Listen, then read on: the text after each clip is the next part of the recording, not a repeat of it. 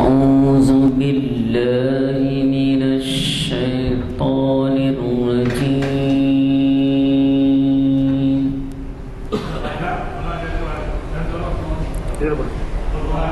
بسم الله الرحمن الرحيم.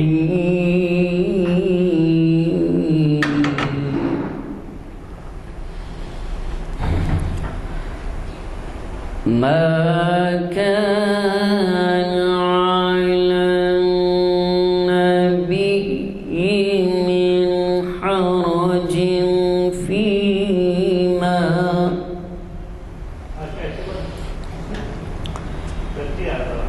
من حرج فيما فرض الله له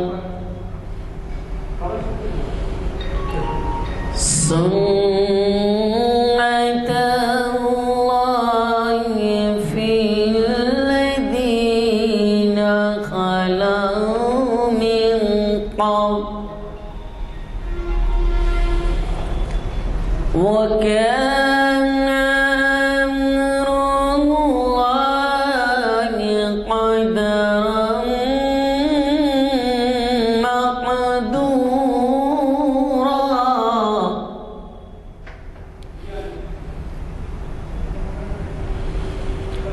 وكان أمر الله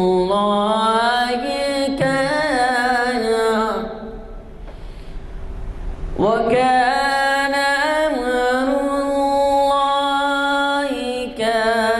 أمر الله مقدورا. الذين يبلغون رسالات الله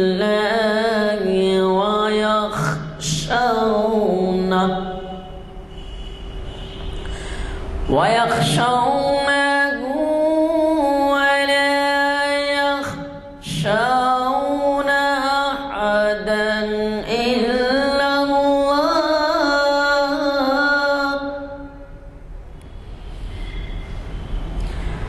وكفى بالله حسيبا.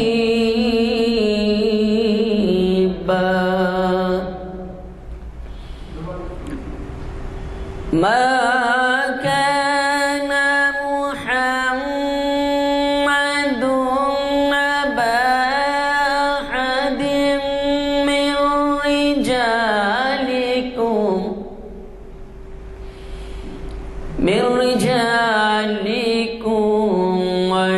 ولكن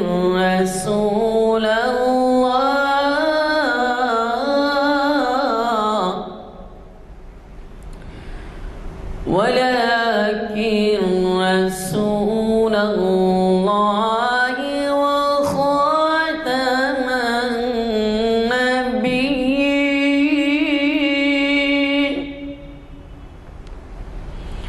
وكان الله بكل شيء عليما.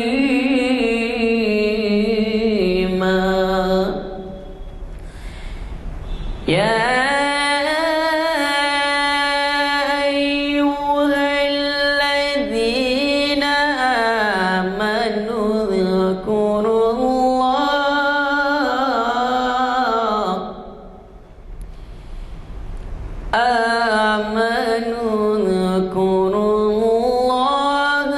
ذكرا كثيرا وسبحوه بكرة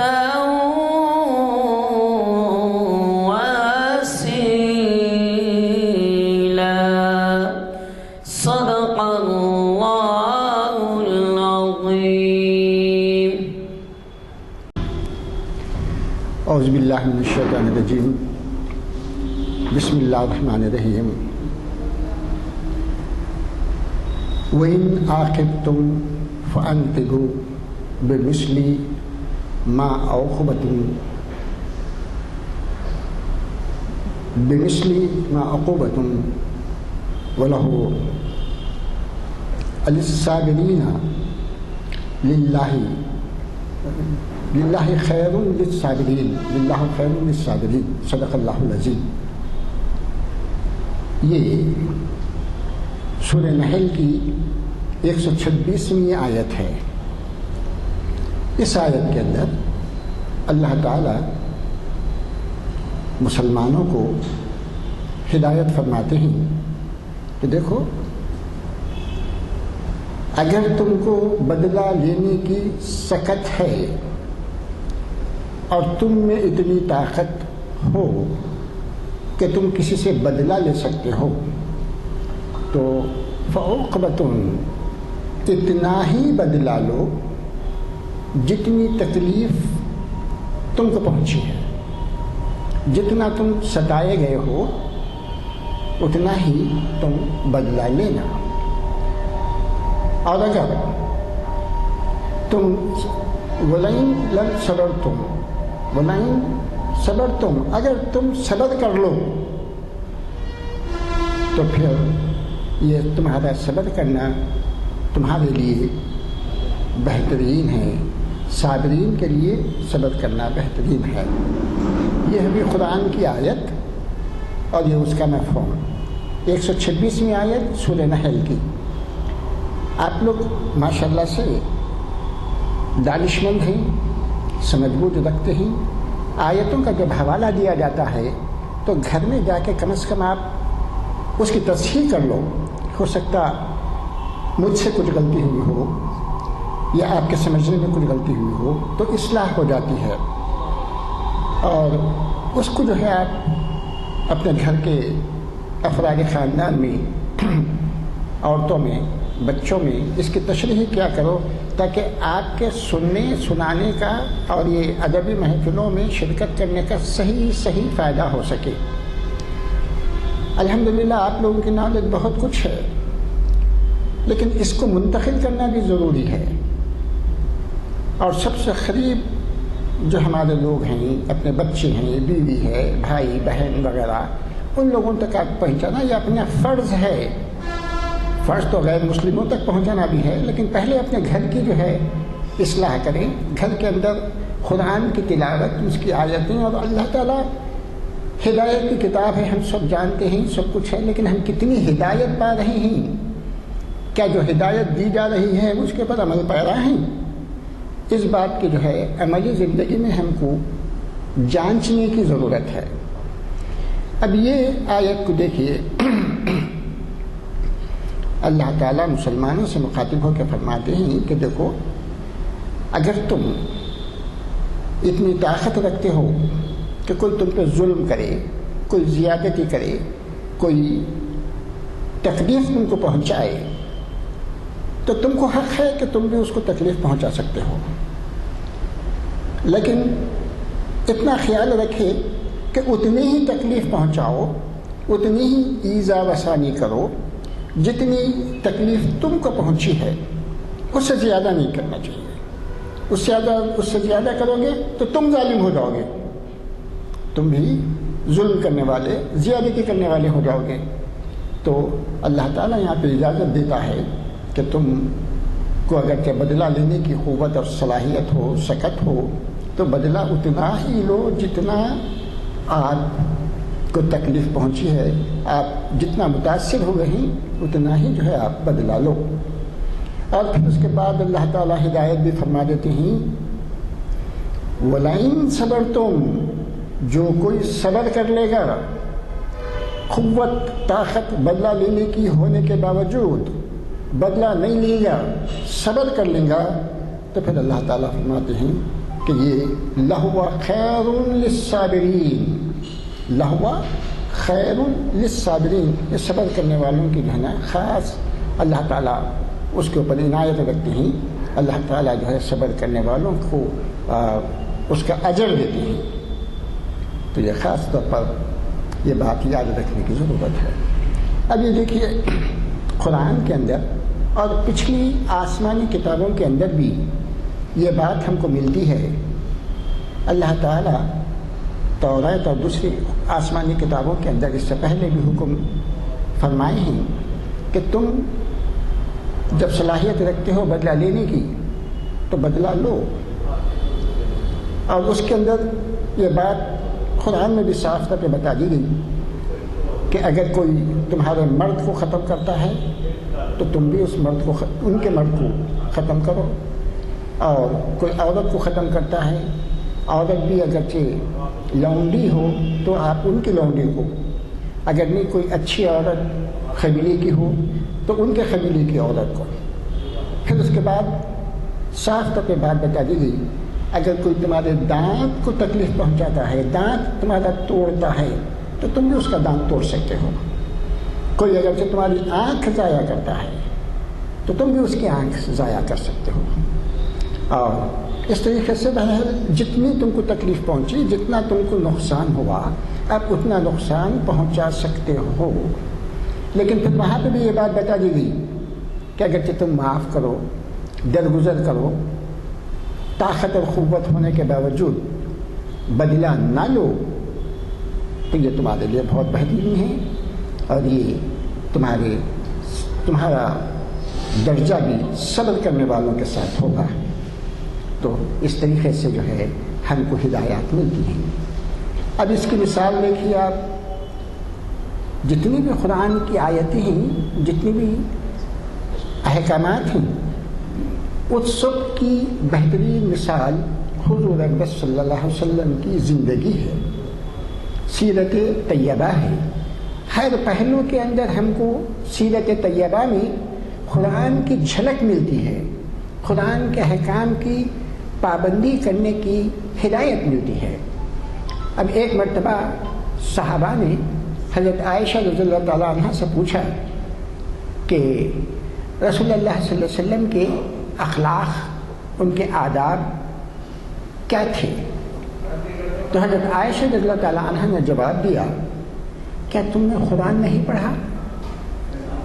کیا تم نے قرآن نہیں پڑھا؟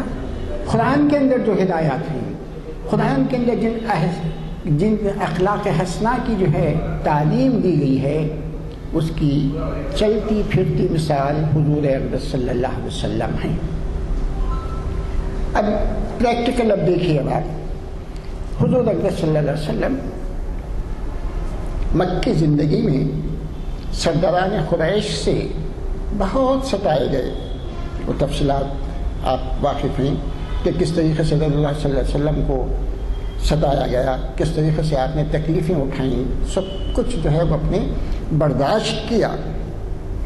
اور جب تک قرآن میں بدلہ لینے کا حکم نہیں آیا تھا، آپ پوری اپنی مکی زندگی کے اندر جو تقریباً 23 سالہ تھی، برداشت کرتے گئے. ظلم، ستم، جس طریقے سے بھی آپ کے ساتھ ناانصافیاں، آپ صحابہ کے ساتھ ناانصافیاں ہوتی تھیں، سب کو برداشت کرتے گئے. اور صحابہ کو بھی یہ ہدایت دی کہ تم بھی برداشت کرو، اللہ تعالیٰ کوئی نہ کوئی راستہ نکالے گا، اللہ تعالیٰ کوئی نہ کوئی راستہ نکالے گا. تو جب ہمارے حالات نامساعد ہوتے ہیں، جب ہمارے حالات ناموافق ہوتے ہیں، کسی بھی طریقے سے حکومت کی ظلم و زیادتی کی وجہ سے، اپنوں کی بے رغبتی کی وجہ سے، اپنوں کی نادانی کی وجہ سے ہم کو بہت تکلیف پہنچتی ہے، لیکن ایک مومن ہونے کے ناطے، ایک بندے اللہ ہونے کے ناطے ہمارا یہ فرض ہے کہ ہم اس کو برداشت کریں.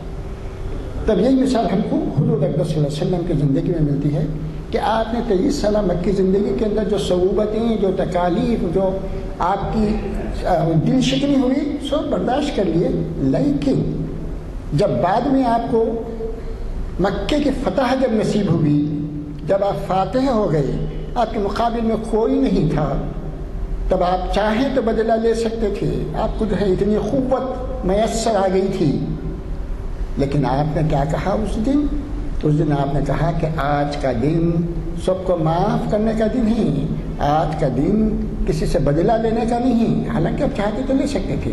تو قرآن کی آیتوں کی ہم کو صحیح تصویر حضور اکرم صلی اللہ علیہ وسلم کی حیات طیبہ سے، سیرت النبی سے ہم کو ملتی ہے. تو الحمدللہ، تو ان باتوں کا آپ خیال رکھیں، قرآن کی آیتوں کو پڑھتے ہوئے ذرا دیکھتے جائیں کہ آخر اس میں پیغام ہم کو کیا ملتا ہے. آج کے جو ہے تعلق سے آج جو ہے یہ محفل ہماری جامعہ مسجد عالیہ گن فاؤنڈری میں منعقد کی جا رہی ہے. یہ آج کی جو ہے نا یہ شریعت انفارمیشن سروس کی 834ویں نشست ہے اور آج 22 نومبر ہے اور اس کو مخاطب کر رہے ہیں حافظ محمد رشاد الدین صاحب. اور یہ محتاج تعارف نہیں، الحمدللہ آپ نے کئی مرتبہ جمعہ کے خطبات میں اور یہاں پر جو ہے بیان دیا ہے، اپنی علمیت کا جو ہے آپ نے ہم سب کو جو ہے مستفید ہونے کا موقع دیا ہے. اور آپ جماعت اسلامی کے بہت ہی اہم سرگرم رکن ہیں. آپ کی سیاسی بصیرت بھی کافی ہے اور ان کا پیغام جو ہے بہت ہی عمدہ اور بہت ہی قیمتی ہوتا ہے، بشرطے کہ ہم اس کو اچھی طریقے سے سنیں، اس پر عمل کرنے کی کوشش کریں اور اپنے عمل کرنے کی کوشش کرتے ہوئے اس کو دوسروں تک ایک پیغام کو پہنچائیں. اور اس کا آج کا جو ہے آپ کا موضوع ہے تدوین حدیث. حدیث کس طریقے سے مرتب کی گئی، حدیث کے بنانے میں کن کن لوگوں کا کیا ہو، تفصیل سے جو ہے آپ بتائیں گے. میں گزارش کرتا ہوں جناب رشاد الدین صاحب سے کہ وہ اس موضوع پر مزید روشنی ڈالیں. واخر الدعوانا نحمده ونصلي على رسوله الكريم اما بعد فاعوذ بالله السميع العليم من الشيطان الرجيم بسم الله الرحمن الرحيم وما آتاكم الرسول فخذوه وما نهاكم عنه فانتهوا صدق الله العظيم. تمام تعریفیں اللہ رب العالمین کے لیے، درود و سلام نبی آخر زمان محمد عربی صلی اللہ علیہ وسلم پر. سامعین محترم، تدوین حدیث کا جو موضوع ہے ایک دلچسپ موضوع ہے کہ کس طریقے سے احادیث کی جمع اور حفاظت کا کام کیا گیا. قرآن حکیم کی حفاظت کی ذمہ داری اللہ نے راست خود لی ہے اور اس کی حفاظت کا بے نظیر انتظام کیا ہے. اس کے باوجود تدوین قرآن خود بھی ایک موضوع ہے. اس کے اوپر ماضی میں نے گفتگو جمعے کے خطبے کے موقع پر کی تھی. تدوین حدیث کے موضوع پر میں آج آپ کے سامنے گفتگو کرنے جا رہا ہوں. سب سے پہلی چیز یہ کہ حدیث کسے کہتے ہیں. 3 چیزیں حدیث کے ڈیفینیشن میں آتی ہیں. ایک یہ کہ نبی اکرم صلی اللہ علیہ وسلم نے کوئی بات کہی ہے. دوسرے یہ کہ نبی اکرم صلی اللہ علیہ وسلم نے کوئی عمل کیا ہے. اور تیسرے یہ کہ نبی اکرم صلی اللہ علیہ وسلم کے سامنے کسی صحابی نے کوئی عمل کیا اور اللہ کے رسول نے اسے ٹوکا نہیں. تو یہ تینوں چیزیں بھی حدیث کے ذیل میں آتی ہیں. عام طور پر یہ غلط فہمی لوگوں کو یہ ہوتی کہ صرف اللہ کے رسول کا قول ہی حدیث ہے. صرف اللہ کے رسول کا قول نہیں ہے بلکہ قول بھی ہے، عمل بھی ہے. اور نبی کے سامنے کسی صحابی نے کوئی عمل کیا اور اللہ کے رسول نے اس پر آبجیکشن نہیں کیا. تو یہ تینوں چیزیں بھی حدیث کی تعریف کے اندر آتی. صحابہ کرام کا جو دور تھا وہ تدوین حدیث کا سب سے پہلا دور تھا. صحابہ کے بارے میں یہ بات معروف ہے کہ وہ عام طور پر کثرت سے سوالات کرنے کے عادی نہیں تھے. ہاں، اللہ کے رسول صلی اللہ علیہ وسلم کوئی بات اپنے سے بتاتے تو اس کی بسا اوقات وضاحت وہ پوچھ لیتے تھے، لیکن خود سے سوالات صحابہ کرام نے جملہ صرف 17 سوالات نبی اکرم صلی اللہ علیہ وسلم سے پوری زندگی میں کیے. اور یہ سارے کے سارے 17 سوالات اتنے اہم تھے کہ اللہ رب العالمین نے ان کا جواب دیا اور وہ قرآن حکیم میں موجود ہیں. مثلا قرآن کہتا ہے کہ یسألونک عن الخمر والمیسر، یہ سوال کرتے ہیں شراب اور جوے کے بارے میں. پھر قرآن نے اس کا جواب دے دیا. یسألونک ماذا ینفقون، وہ تم سے سوال کرتے ہیں کہ کیا خرچ کریں. قرآن نے اس کا جواب دے دیا کیا خرچ کریں. یسألونک عن المحیض، یہ لوگ حیض کے بارے میں سوال کرتے ہیں. قرآن نے اس کا جواب دیا. اسی طریقے سے قرآن حکیم نے قتال کے بارے میں اور بعض چیزوں کے بارے میں سوالات کو بھی کوٹ کیا اور اس کا جواب بھی دے دیا. تو اس طریقے سے یہ 17 سوالات جو صحابہ کرام نے اپنے سے نبی کرم صلی اللہ علیہ وسلم سے کیے تھے وہ سارے کے سارے قرآن حکیم کے اندر موجود ہیں. وضاحتیں صحابہ کرام نے اللہ کے رسول سے مختلف موقعوں پر حاصل بھی کی، اور خود اللہ کے رسول کا عام طور پر طریقہ یہ تھا کہ صحابہ کرام سے کوئی سوال کرتے تھے، صحابہ معلوم رکھتے ہوئے بھی اکثر یہ کہا کرتے تھے کہ اللہ اور اس کا رسول بہتر جانتے ہیں، پھر اللہ کے رسول صلی اللہ علیہ وسلم جواب دیتے تھے۔ صحابہ یہ چاہتے تھے کہ اللہ کے رسول سے ہم سن لیں تو پھر کوئی نئی بات مزید معلوم ہو جائے، اس لیے وہ یہ اکثر کہا کرتے تھے کہ اللہ اور اس کے رسول زیادہ بہتر جانتے ہیں، اور اس طریقے سے صحابہ کرام نے نبی کرم صلی اللہ علیہ وسلم سے علم حاصل کیا۔ حدیث کے لحاظ سے اگر ہم دیکھا جائے تو یہ بات کہی جا سکتی ہے کہ احادیث عام طور پر 3 طریقوں سے امت مسلمہ تک پہنچی۔ ایک ہے تعامل امت کا مستقل کیا جانے والا عمل، دوسرا ذریعہ ہے تحریری یادداشتیں اور صحیفے۔ ابتدائی دور ہی میں صحیفے مرتب کیے گئے تھے، میں اس کی کچھ تفصیل آپ کے سامنے رکھوں گا۔ اور تیسری چیز ہے درس و تدریس کا سلسلہ، جہاں پر باقاعدہ حدیث کا درس ہوا کرتا تھا، لوگوں کا مجمع جمع ہوتا تھا اور اس کے اندر اساتذہ حدیث کا درس دیا کرتے تھے۔ تو اس طریقے سے تعامل امت کے ذریعے سے بھی، اور پھر صحیفوں کے ذریعے سے، تحریری یادداشتوں کے ذریعے سے بھی، اور پھر تیسرے درس و تدریس کے ذریعے امت مسلمہ تک احادیث پہنچی۔ احادیث کی تدوین کے لحاظ سے 4 ادوار میں ہم زمانے کو تقسیم کر سکتے ہیں۔ پہلا دور وہ تھا جو نبی اکرم صلی اللہ علیہ وسلم سے لے کر پہلی صدی ہجری کے خاتمے تک، یعنی ابتدائی 100 سال میں حدیث کے میدان میں کیا کام ہوا۔ دوسرا دور دوسری صدی ہجری کے ابتدائی 50 سال، اور پھر اس کے بعد تیسرا دور دوسری صدی ہجری کے نصف آخر سے لے کر چوتھی صدی ہجری کے ختم تک، یعنی 250 سال کا دور، اور پھر چوتھا دور 5ویں صدی کے آغاز سے اب تک کا دور۔ ہر دور میں حدیث کے اوپر مختلف کام انجام دیے گئے۔ پہلا دور ابتدائی 100 سالوں پر مشتمل، دوسرا دور 50 سالوں پر مشتمل، تیسرا دور 250 سالوں پر مشتمل، اور چوتھا دور 5ویں صدی کے آغاز سے لے کر اب تک کا۔ اس دوران میں بھی حدیث کے میدان میں زبردست قسم کے کام انجام دیے گئے۔ اب آئیے ان کے بارے میں کچھ تفصیل آپ کے سامنے رکھوں۔ ہم اگر ابتدائی دور کے اندر دیکھیں تو نبی اکرم صلی اللہ علیہ وسلم سے صحابہ کرام احادیث سنتے تھے، بعض لوگ یاد کر لیا کرتے تھے، بعض لوگ لکھ لیا کرتے تھے، اور اس ذریعے سے لوگ کوشش اس بات کی کرتے تھے کہ نبی اکرم صلی اللہ علیہ وسلم سے جو بات بھی انہوں نے سنی ہے وہ چیز محفوظ ہو جائے۔ بعض لوگوں کو بہت زیادہ وقت بھی تھا اور دلچسپی بھی تھی۔ مثلا حضرت ابو ہریرہ رضی اللہ تعالیٰ عنہ اصحاب صفہ میں سے شامل، اور اصحاب صفہ میں شامل ہونے کے نتیجے میں وہ کثرت سے نبی اکرم صلی اللہ علیہ وسلم کی خدمت میں حاضر رہتے تھے۔ جتنا وقت حضرت ابوبکر اور حضرت عمر کو اللہ کے رسول کی خدمت میں رہنے کا ملتا تھا، اس سے کہیں زیادہ حضرت ابو ہریرہ کو وقت ملتا تھا، اس لیے کہ ان کو کہیں گھر کو جانا نہیں تھا، کوئی معاشی مصروفیت نہیں تھی، مستقل وہ مسجد نبوی کے چبوترے پر، جسے ہم اصحاب صفہ کا چبوترا کہتے ہیں، آج بھی پایا جاتا ہے ایک نشانی کے طور پر، تو وہاں پر وہ موجود رہا کرتے تھے۔ اس کے نتیجے میں انہوں نے سب سے زیادہ احادیث اللہ کے رسول سے سنی بھی، اور حضرت ابو ہریرہ رضی اللہ تعالیٰ عنہ نے سب سے زیادہ احادیث کو روایت بھی کیا۔ اسی طریقے سے حضرت ابو ہریرہ کے بعد جو دوسرے صحابیہ تھے تو ام المومنین حضرت عائشہ صدیقہ رضی اللہ تعالیٰ عنہ، لیکن خواتین کے اندر ان کا نمبر 1 آتا ہے۔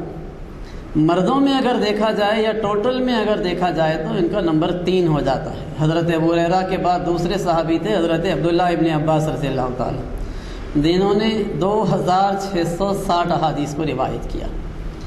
حضرت ابو ہریرہ نمبر 1 پر، جنہوں نے 5374 5374 احادیث کو روایت کیا۔ کوئی اور صحابی ایسے نہیں ہیں جنہوں نے ان سے کہیں زیادہ احادیث کو روایت کیا۔ دوسرا نمبر حضرت عبداللہ ابن عباس رضی اللہ تعالیٰ عنہ کا، جنہوں نے 2660 احادیث یاد کی۔ خواتین میں پہلا نمبر یا یہ کہ ٹوٹل سلسلے میں تیسرا نمبر حضرت عائشہ صدیقہ رضی اللہ تعالیٰ عنہ کا ہے، جنہوں نے 2210 احادیث کو روایت کیا۔ اللہ کے رسول کے ساتھیوں میں جملہ صرف 7 صحابہ ایسے تھے، 7، جنہوں نے 1000 سے زائد احادیث کو روایت کیا۔ ان تینوں کے بعد جو چوتھا نمبر ملتا ہے وہ حضرت عبداللہ ابن عمر رضی اللہ تعالیٰ عنہ جو حضرت عمر کے فرزند تھے، انہوں نے 1630 احادیث کو روایت کیا ہے، اور اس کے بعد حضرت جابر ابن عبداللہ رضی اللہ عنہ کا نمبر ہے جنہوں نے 1560 احادیث کو روایت کیا ہے۔ چھٹا نمبر حضرت انس ابن مالک رضی اللہ تعالیٰ عنہ کا ہے جنہوں نے 1286 احادیث کو روایت کیا ہے، اور ساتواں نمبر حضرت ابو سعید خدری رضی اللہ عنہ کا ہے جنہوں نے 1170 احادیث کو روایت کیا۔ جب بھی آپ احادیث کی کتابیں پڑھیں گے، چاہے اصل اوریجنل وہ بکس جو کہ ابتدائی دور میں مرتب ہوئے تھے، یا یہ کہ اب ہمارے پاس کے چھوٹے چھوٹے کتابچے بھی پڑھیں گے، تو یہ نام کثرت سے آپ سنیں گے، حضرت ابو ہریرہ، عبداللہ ابن عباس، حضرت عائشہ، ابو سعید خدری، انس ابن مالک وغیرہ کا، اس لیے کہ انہوں نے 1000 سے زائد احادیث کو یاد بھی کیا اور انہوں نے روایت بھی کیا۔ تو یہ کام جو کچھ انہوں نے کیا تھا یہ پہلے دور کا کام تھا، نبی اکرم صلی اللہ علیہ وسلم ہی کے دور میں ان لوگوں نے کوششوں کا آغاز کر دیا تھا، اور اس طریقے سے اتنی احادیث ان لوگوں نے یاد کی تھی۔ دوسری کیٹیگری ان صحابہ کی ہے جنہوں نے 500 سے زائد لیکن 1000 سے کم احادیث کو یاد کیا تھا۔ اس کیٹیگری میں حضرت عمر فاروق رضی اللہ عنہ ہیں، حضرت علی رضی اللہ تعالیٰ عنہ ہیں، اور حضرت عمر ابن عاص کے بیٹے تھے عبداللہ ابن عمر ابن عاص۔ عمر اور عمر میں لکھنے میں واو کا فرق ہے، عمرو پڑھتے ہیں بعض لوگ، عمرو کا پروننسیشن صحیح نہیں ہے، لکھنے میں وہ عمرو ہے لیکن پڑھا جاتا ہے عمر۔ جب بھی رے کے بعد واو آئے گا، عین پر پیش کے بجائے زبر لگا کر پڑھا جائے گا۔ تو عمر ابن عاص جو کہ مصر کے فاتح تھے اور بعد میں مصر کے گورنر بنے، خالد ابن ولید رضی اللہ عنہ کے ساتھیوں میں سے تھے، تو یہ وہ صحابی ہیں جن کے فرزند عبداللہ ابن عمر ابن عاص اس کیٹیگری میں ہے جہاں 500 سے لے کر 1000 کے درمیان میں احادیث کو روایت کیا گیا تھا۔ اب اس کے بعد کچھ صحابہ ایسے ہیں جنہوں نے 100 سے زائد لیکن 500 سے کم احادیث کو روایت کیا۔ ان میں حضرت ابو بکر ہیں، حضرت عثمان غنی ہیں، حضرت ام سلمہ رضی اللہ عنہ ہیں، ابو موسیٰ اشعری رضی اللہ عنہ ہیں، ابو ذر غفاری ہیں، ابو ایوب انصاری ہیں، ابی ابن کعب ہیں، اور معاذ ابن جبل۔ گویا یہ جملہ تعداد 100 سے زائد روایت کرنے والوں کی اگر ہم یہاں تک دیکھ لیں تو 7 لوگ تو وہ تھے جنہوں نے 1000 سے زائد احادیث کو روایت کیا تھا، اور پھر اس کے بعد 3 لوگ ایسے تھے جو 500 سے 1000 کی کیٹیگری میں ہوئے، اور پھر اس کے بعد یہ 7-8 افراد ایسے ہیں جنہوں نے 100 سے زائد لیکن 500 سے کم احادیث کو روایت کیا ہے۔ اب دیکھیں کہ سب سے پہلے ان میں حضرت ابو ہریرہ رضی اللہ تعالیٰ عنہ کا نام سب سے نمایاں نام ہے۔ حضرت ابو ہریرہ مسلمان ہوئے تھے 7 ہجری میں۔ 7 ہجری میں مسلمان ہونے کا مطلب یہ ہے کہ بدر کا موقع، احد کا موقع، خندق کا موقع، حدیبیہ کی صلح کا موقع، یہ سارے موقعوں پر وہ موجود نہیں تھے۔ اس کے بعد مسلمان ہوئے، لیکن اللہ رب العالمین نے ان کو لمبی عمر عطا کی تھی، اور 59 ہجری میں ان کا انتقال ہوا۔ خلفائے راشدین کا جو سلسلہ ہے وہ جملہ 30 سال کا ہے۔ اللہ کے رسول صلی اللہ علیہ وسلم 11ویں ہجری میں دنیا سے گزرے، اور پھر اس کے بعد 30 سال تک خلفائے راشدین کا دور تھا۔ گویا خلفائے راشدین کا دور جو 41 ہجری میں ختم ہوا، اس کے بعد بھی مزید 18 سال حضرت ابو ہریرہ رضی اللہ تعالیٰ عنہ بقید حیات رہے، اور اس طریقے سے انہوں نے جملہ 78 سال کی عمر پائی، اور ایک طویل عرصہ وہ احادیث کو لوگوں کو سناتے رہے۔ 800 ان کے شاگرد تھے جو حدیث کے میدان میں جانے جاتے۔ ایک موقع پر خلیفہ سلیمان کو اس بات کا ڈاؤٹ ہوا کہ آخر اتنی کثرت سے احادیث حضرت ابو ہریرہ کیسے سناتے ہیں، چنانچہ اس نے فیصلہ کیا کہ میں ان کا امتحان لوں۔ بلایا ان کو، بلا کر کہا کہ مجھے کچھ احادیث سنائیں، اور بالکل متصل کمرے میں ایک رائٹر کو بٹھا دیا۔ اس کو یہ ذمہ داری دی کہ حضرت ابو ہریرہ جو بھی حدیث سنائیں اس کو فوراً نوٹ کر۔ چنانچہ خلیفہ سلیمان کو احادیث حضرت ابو ہریرہ سناتے رہے، رائٹر لکھتا رہا۔ کافی دیر احادیث سنی، اور پھر اس کے بعد کہا کہ ٹھیک ہے آپ جائیے۔ حضرت ابو ہریرہ چلے گئے۔ 1 سال کے گزرنے کے بعد دوبارہ خلیفہ نے پھر سے حضرت ابو ہریرہ کو بلایا، پھر رائٹر کو بٹھایا اور کہا کہ آج تمہارا کام لکھنا نہیں ہے بلکہ کراس چیک کرنا ہے۔ حضرت ابو ہریرہ سے پھر کہا کہ آپ احادیث سنائیں۔ حضرت ابو ہریرہ نے احادیث سنا دی، اور پھر اس کے بعد جب وہ بھیجا دیے گئے تو اس موقع پر خلیفہ نے رائٹر سے رپورٹ طلب کی۔ رائٹر نے جواب دیا کہ پچھلے سال کی جو جو احادیث انہوں نے سنائی ہیں کسی میں ایک لفظ کا بھی فرق میں نے نہیں پایا۔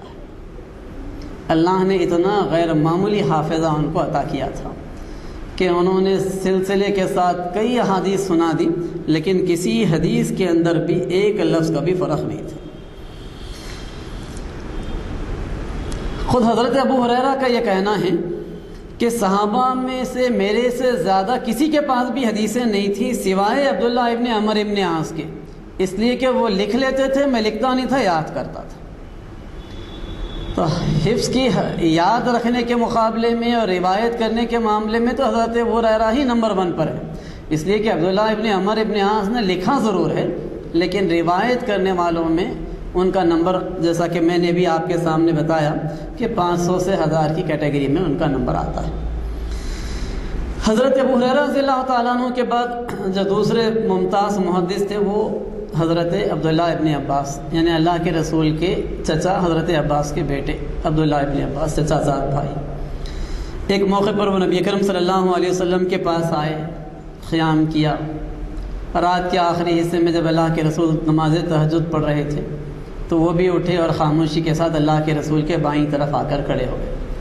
اللہ کے رسول نے ان کو پکڑ کر دائیں طرف کر لیا، اور ہم جانتے ہیں کہ 2 لوگ اگر جماعت بنائیں تو طریقہ یہی ہوگا کہ امام آگے ٹھہرے گا اور اس سے 1 قدم پیچھے دائیں طرف مقتدی کو ٹھہرنا چاہیے۔ حضرت عبداللہ ابن عباس رضی اللہ تعالیٰ عنہ نے اللہ کے رسول کے ساتھ اس طریقے سے نماز تہجد پوری کی۔ ایک موقع ایسا ہوا کہ انہوں نے اللہ کے رسول صلی اللہ علیہ وسلم کو طہارت کے موقع پر پانی فراہم کیا۔ اللہ کے رسول صلی اللہ علیہ وسلم ان کی جذبہ خدمت سے بہت خوش ہوا کرتے تھے۔ ایک موقع پر انہوں نے اللہ کے رسول نے حضرت عبداللہ ابن عباس سے کہا کہ مانگو مجھ سے کیا مانگنا چاہتے۔ تو حضرت عبداللہ ابن عباس کی جو اصل بے چینی تھی وہ فہم دین کے سلسلے میں تھی، تو انہوں نے جس خواہش کا اظہار کیا اللہ کے رسول صلی اللہ علیہ وسلم نے ان کے سینے پر رکھ کر دعا دی کہ اللہ اس کو فہم دین عطا فرما، تفقہ فی دین عطا فرما۔ اور نتیجہ یہ ہوا کہ حضرت عبداللہ ابن عباس رضی اللہ تعالیٰ عنہ کو اللہ تعالیٰ نے غیر معمولی حفظ کے میدان میں حفظ حدیث کے میدان میں کام لیا۔ 2660 احادیث انہوں نے روایت کی ہیں اس طریقے سے۔ تو پہلی صدی کے اندر ہم دیکھتے ہیں کہ یہ تو وہ ام المؤمنین حضرت عائشہ صدیقہ رضی اللہ تعالیٰ عنہ کا تذکرہ ہم بارہا سنتے ہیں کہ اللہ کے رسول صلی اللہ علیہ وسلم کے بعد وہ بھی ایک طویل عرصہ زندہ رہی، اللہ رب العالمین نے ان کو موقع دیا، اور صحابہ ان کے پاس، بڑے بڑے صحابہ ان کے پاس آتے تھے، ان سے سوالات کرتے تھے اور وہ سوالات کے جواب دیتے تھے، سوالات کے جواب دیتے، اپنی علمی پیاس کو بجھاتے۔ ام المؤمنین حضرت عائشہ بہت ساری چیزیں تفصیل کے ساتھ بتایا کرتی تھی، طہارت کا طریقہ، وضو کا طریقہ، آرام کرنے کا طریقہ، لوگوں سے ملاقاتیں، گفتگویں۔ حضرت ظاہری بات ہے بیوی جتنا جان سکتی ہے دوسرے لوگوں کو اتنا موقع کم ملے گا۔ یہی وجہ تھی کہ خواتین کے اندر حضرت عائشہ رضی اللہ تعالیٰ عنہ نے سب سے زیادہ احادیث کو یاد بھی کیا ہے اور انہوں نے روایت بھی کیا ہے۔ پھر ایسا ہوا کہ اللہ کے رسول صلی اللہ علیہ وسلم کی زندگی ہی میں لوگوں نے احادیث کو لکھنا اور جمع کرنا بھی شروع کر دیا تھا، اور لکھنے اور جمع کرنے کا آغاز اس دور سے ہوا۔ نتیجہ یہ ہوا کہ بعد میں یہ سلسلہ مزید بڑھا اور حضرت ابو ہریرہ کے شاگردوں نے ان کی روایت کی ہوئی احادیث کو مرتب کر دیا تھا صحیفہ صحیحہ کے نام سے، جو حمام ابن منبک رضی اللہ تعالیٰ عنہ کا لکھا ہوا ہے۔ اس کا قلمی نسخہ موجود ہے جرمنی کے اندر، وہاں کی لائبریری میں، اور اب تو غالباً یہ ہمارے پاس بھی مارکیٹ میں اویلیبل ہو گیا ہے۔ اسی طریقے سے امام احمد نے ان کی جو کتاب مسند احمد جو ہمارے پاس اویلیبل ہے، کوئی بھی دینی کتابوں کی دکان پر فراہم ہو جاتی ہے، اس کے اندر اس صحیفے کو مکمل طور پر لکھ دیا ہے، یعنی اس صحیفے کی کوئی حدیث ایسی نہیں ہے جو مسند احمد کا حصہ نہیں ہے۔ اسی طریقے سے ڈاکٹر حمید اللہ جو حیدرآباد کے تھے، بعد میں وہ فرانس کو منتقل ہوئے تھے، انہوں نے قرآن حکیم کا فرانسیسی زبان میں ترجمہ بھی کیا، انہوں نے اس صحیفے کو شائع بھی کروایا تھا۔ اور یہ صحیفہ حضرت ابو ہریرہ رضی اللہ تعالیٰ عنہ کی روایت کی ہوئی احادیث کا اتنا آتھینٹک مانا جاتا ہے کہ اس کی اکثر احادیث بخاری اور مسلم کے اندر موجود ہیں۔ دوسرا صحیفہ حضرت بشیر رضی اللہ تعالیٰ عنہ نے مرتب کیا، یہ بھی حضرت ابو ہریرہ رضی اللہ تعالیٰ عنہ کی روایات، اور نہ صرف یہ کہ انہوں نے اس کو مرتب کیا بلکہ اپنے استاد حضرت ابو ہریرہ رضی اللہ عنہ کے سامنے اس کی ساری احادیث کو سنا کر اس کی تصدیق بھی کی تھی۔ تو اس لحاظ سے اس کی آتھینٹسٹی بھی ایک مسلمہ آتھینٹسٹی تسلیم کی جاتی ہے۔ ایک اور نسخہ مسند ابو ہریرہ کے نام سے مرتب ہوا، اور یہ عہد صحابہ کے اندر لکھا گیا تھا۔ اس کی ایک کاپی حضرت عمر ابن عبدالعزیز رحمۃ اللہ علیہ، جو خلیفہ عمر ثانی کے نام سے جانے جاتے ہیں، خاندان بنو امیہ کے ایک بہت ہی اچھے فرد تھے، جنہوں نے اس طریقے سے حکمرانی کی تھی کہ خلیفہ حضرت عمر فاروق کی یاد کو تازہ کیا تھا، جنہیں ہم عمر ثانی کے نام سے یاد کرتے ہیں۔ تو ان کے والد کے پاس ایک نسخہ اس کا موجود تھا، اور پھر اسی طریقے سے اسی مسند ابو ہریرہ کا ایک نسخہ بعد میں امام ابن تیمیہ نے اپنے ہاتھ سے لکھا، اور یہ نسخہ بھی جرمنی کے ایک کتب خانے میں ابھی محفوظ ہے۔ تو اس طریقے سے حضرت ابو ہریرہ رضی اللہ تعالیٰ عنہ نے جو علمی کام انجام دیا تھا اس کی لوگوں نے حفاظت کی، اور اس کے کچھ نسخے موجود بھی ہیں۔ یہ بات بھی ذہن میں رہنی چاہیے کہ احادیث کا جو سلسلہ ہے، سننے والے اگر صحابی ہوں تو یہ کہتے ہیں کہ میں نے رسول اللہ صلی اللہ علیہ وسلم سے یہ بات سنی، صحابی کے بعد کسی تابعی نے اگر کسی صحابی سے وہ بات سنی تو پھر وہ حدیث کو روایت کرتے ہوئے یہ کہتے ہیں کہ حضرت ابو ہریرہ روایت کرتے ہیں کہ انہوں نے رسول اللہ صلی اللہ علیہ وسلم سے سنا۔ اس کے بعد کا اگر کوئی سلسلہ ہے تو وہ یہ کہتے ہیں کہ میں نے زید سے سنا، زید نے ابو ہریرہ سے سنا، ابو ہریرہ نے اللہ کے رسول سے سنا۔ تو یہ کنٹینیوٹی جاری رہتی ہے۔ تو وہ کنٹینیوٹی جو حضرت ابو ہریرہ تک پہنچتی ہے اور ان کے ذریعے سے اللہ کے رسول صلی اللہ علیہ وسلم تک پہنچتی ہے، اس کے بارے میں عام طور پر محدثین کا کہنا ہے کہ یہ سلسلۃ الذھب ہے، یعنی گولڈن چین ہے، اتنی زیادہ ویلڈ ہے، اتنی زیادہ اس کی اہمیت ہے۔ سلسلۃ الذھب اس کو عام طور پر محدثین کہا کرتے ہیں۔ اسی طریقے سے حضرت عبداللہ ابن عباس رضی اللہ تعالیٰ عنہ کے بارے میں یہ بات ملتی ہے کہ ان کی جو وفات ہوئی تھی وہ 68 ہجری میں ہوئی تھی، یعنی حضرت ابو ہریرہ رضی اللہ تعالیٰ عنہ کے مزید بعد ان کی وفات ہوئی تھی، اور انہوں نے بڑی محنت سے علم حاصل کیا تھا۔ ایک موقع ایسا آیا کہ لوگوں نے کہا کہ آپ سوالات کا موقع دیں، تو ایک دن انہوں نے مقرر کیا کہ میں اس دن حدیث کے بارے میں جو بھی سوال ہوگا جواب دوں۔ تو اس کے بارے میں سیرت نگار یہ لکھتے ہیں کہ اس دن حضرت عبداللہ ابن عباس رضی اللہ عنہ کے گھر کی طرف جانے والی ساری سڑکیں فل ہو گئی تھیں، یہ کیفیت تھی، اور پورا دن گزر گیا حضرت عبداللہ ابن عباس لوگوں کے سوالات کے جوابات ہی دیتے رہے۔ اتنی کثرت سے لوگوں نے سوالات کیے اور ہر سوال کا انہوں نے اطمینان بخش سوال۔ تو اس طریقے سے عبداللہ ابن عباس رضی اللہ تعالیٰ عنہ نے حدیث کے میدان میں بہت نمایاں خدمت انجام دی۔ تو یہ تینوں بہت ممتاز نام ہیں، حضرت ابو ہریرہ، حضرت عبداللہ ابن عباس اور ام المؤمنین حضرت عائشہ صدیقہ رضی اللہ تعالیٰ عنہ۔ پہلے دور کے اندر اس طریقے سے یہ چھوٹے چھوٹے صحیفے، چھوٹی چھوٹی کتابیں مرتب ہوئے۔ جو صحیفہ پہلا مرتب ہوا تھا صرف 138 روایات اس کے اندر موجود تھی، جس کے بارے میں نے بات کہی کہ اکثر اس میں سے صحیحین کے اندر، بخاری اور مسلم کے اندر موجود۔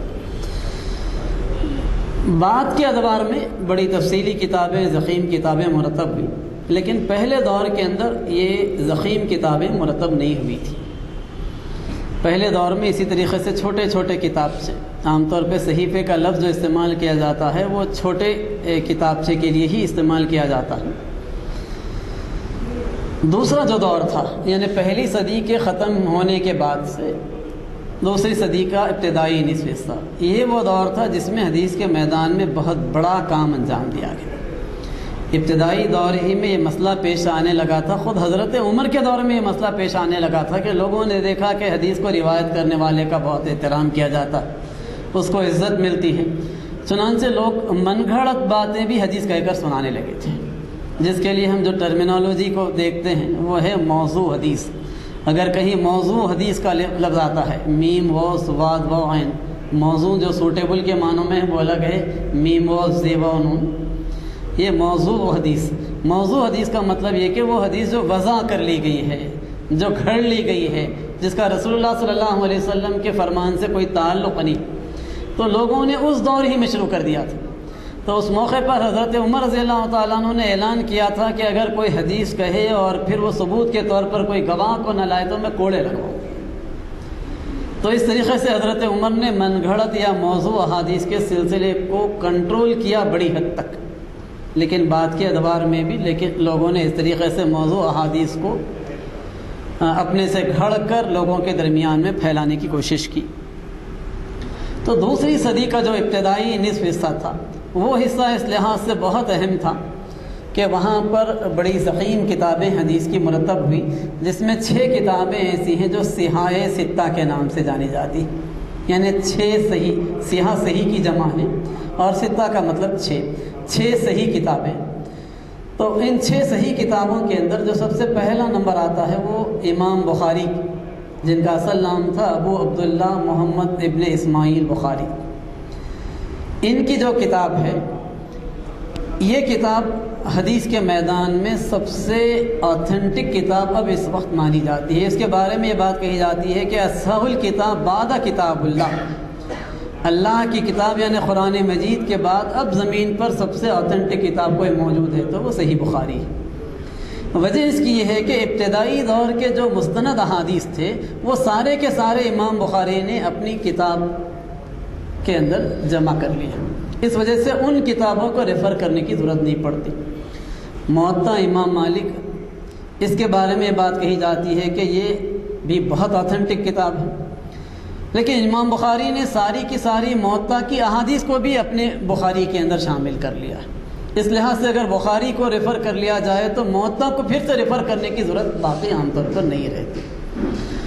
تو اس لحاظ سے امام بخاری کی جو کتاب ہے وہ کتاب بہت مستند، بہت آتھینٹک کتاب مانی جاتی ہے۔ امام بخاری کو بھی لوگوں نے ٹیسٹ کیا، ان کا امتحان اس طریقے سے بصرہ کے لوگوں نے ایک موقع پر لیا کہ جب ان کی آمد کی اطلاع ہوئی تو پہلے سے ایک منصوبہ بنایا گیا کہ امام بخاری کو آج ہم آزما لیں گے۔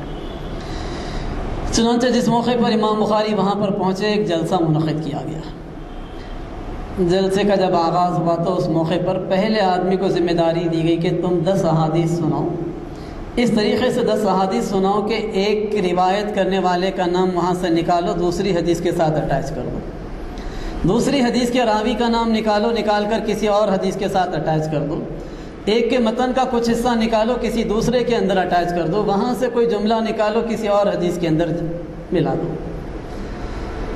اس نے پہلی حدیث اسی طریقے سے چینج کر کے سنا دی۔ امام بخاری نے خاموشی سے سنی، کہا کہ اور سنو۔